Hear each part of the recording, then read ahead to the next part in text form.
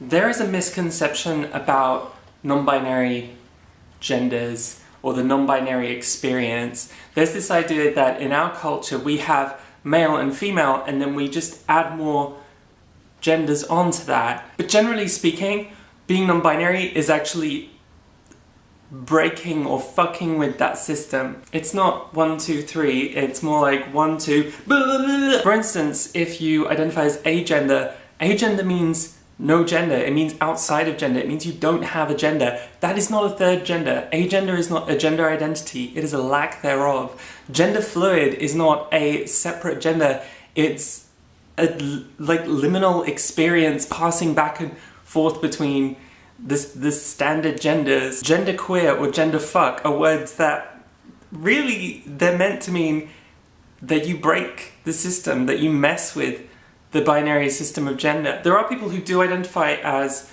a third gender, and there are third gender experiences from other cultures as well, but I would argue that their very existence dismantles our Western idea of a binary gender system. You can't exclude all those non-binary people whose experiences of gender actually just fuck with and break and damage this messed up system that we've been born into. I think this misunderstanding of what being non-binary or genderqueer is has influenced our perception of sexual orientation. People have started to form this idea that you have to be a separate sexual orientation in order to find non-binary people attractive. So let's try and break this down. First of all, do all non-binary people look the same? Well, no, there's no sex characteristics, there's no secondary sex characteristics that all non-binary people have in common. There isn't even a gender expression that all non-binary people have in common. Someone said to me on Twitter the other day, I'm just not attracted to androgynous people. Non-binary people aren't necessarily androgynous. Some non-binary people are. Some people lean more towards femme and some people lean more towards masc expressions of their gender, but there's no uniformity. There's no one look. It's not that hard to find two non-binary people whose gender expressions are completely polarized opposite ends of the traditional gender expression. So this doesn't work. You can't look at someone and tell that they're non-binary. Now, attraction is something very innate, and it's something that individually we can try our best to understand, but it's very complicated, and some people spend decades reconfiguring their understanding of their sexual orientation to understand the evidence that their body and mind are giving them. You might identify as straight until you're 30 years old and then have an experience where you find yourself very attracted to someone of a gender you didn't expect. We figure out our sexual orientation based on evidence. It's a scientific process. We go through this whole process of like, well, I seem to be attracted to that person and I'm attracted to that person, but I fell in love with that person, so does that mean like I'm more into that one or more into that one? And often within like the LGBT world, people will go back and forth. People will identify as bisexual for a while and then identify as gay and then maybe identify as bisexual again or straight. It's a very fluid experience based on collecting evidence. Traditionally, the way we collect that evidence is to try and figure out, do I like the boy or do I like the girl? And then based on the apparent gender of other people, you try and piece together your own sexual orientation.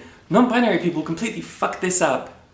In fact, cisgender binary people fuck this up all the time. Sometimes you have cisgender women who look a lot like handsome cisgender men, and they're not, but that's how they look. And sometimes you get very beautiful cisgender men who look like beautiful cisgender women, and that throws people off all the time. So the whole like cisgender binary system doesn't work to begin with, and then non-binary people are such a broad spectrum of gender fuckery. Remember with Orange is the New Black, where everyone was freaking out because they were attracted to Ruby Rose and they were like, I'm a straight girl, how can I be attracted to Ruby Rose? Well, she broke your gender system, that was the problem. Non-binary people are everywhere, and you will see a non-binary person walking down the street and you won't know how to discriminate between men and women and non-binary people. And your sexual orientation will not inform you as to whether or not you're attracted to them, because your identity doesn't influence the way that your body will respond to someone. It's definitely helpful to think of like boy and girl as like one little pink glitter and one little blue glitter, but non-binary people are every piece of glitter of the rainbow. Picture glitter raining down on me of every single colour I wish I had glitter right now just to illustrate that for you, but I wouldn't want to clean it up. In a similar way, bisexuality has always just broken this system. The idea of bisexuality has always been, even Freud thought that being bisexual made you like part man and part woman, which essentially made you non-binary. Ever since bisexuality came out in the 1960s, there's been this broad spectrum of desire that has very little to do with gender assigned at birth or binary genders. Androgyny has always been celebrated, but so has masculine gender expressions and feminine gender expressions. Bisexuals have broken the rules every step of the way and been hated for that. Bisexuals have been banned from lesbian and gay spaces, they've been banned from prides, and the straight community is not eager to accept bisexuals. So bisexuals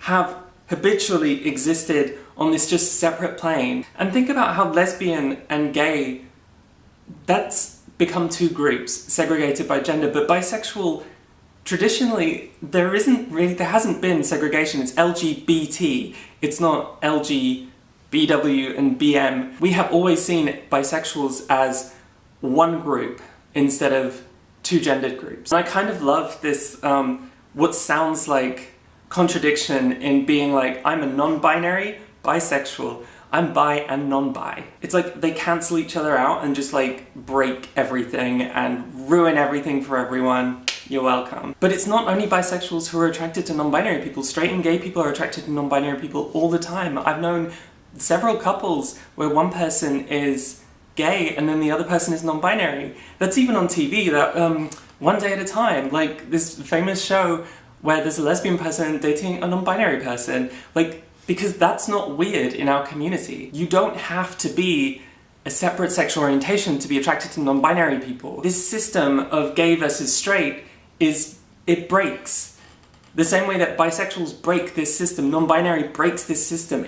Everything is falling to pieces and it's beautiful. Similarly, there's no sexual orientation that makes you more attracted to someone's heart than their body.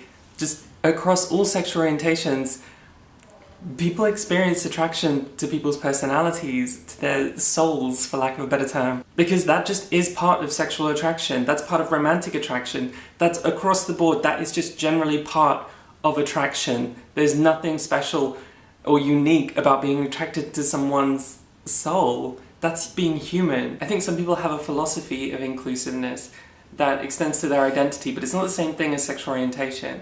I think it's weird to enforce this cultural idea that being attracted to non-binary is something special and weird. I think it lets straight and gay people off the hook, which like as if they don't have to respect non-binary people because they don't want to fuck them, which isn't true, because they do want to fuck non-binary people and they want to fall in love with non-binary people. They absolutely do. But saying like, well, you can't be attracted to them kind of lets them off the hook in terms of like thinking about and respecting this community of people. And I think trying to tell non-binary people that only a specific kind of person can be attracted to you is unfair and not actually realistic and not genuine to the experience of being a non-binary person. Let's not try and put non-binary into a system. The point of non-binary is that it breaks the system. It is gender anarchy. And trying to fit it neatly into a system where we add on new sexualities and genders instead of just saying, this system is broken and people don't fit into this stupid system,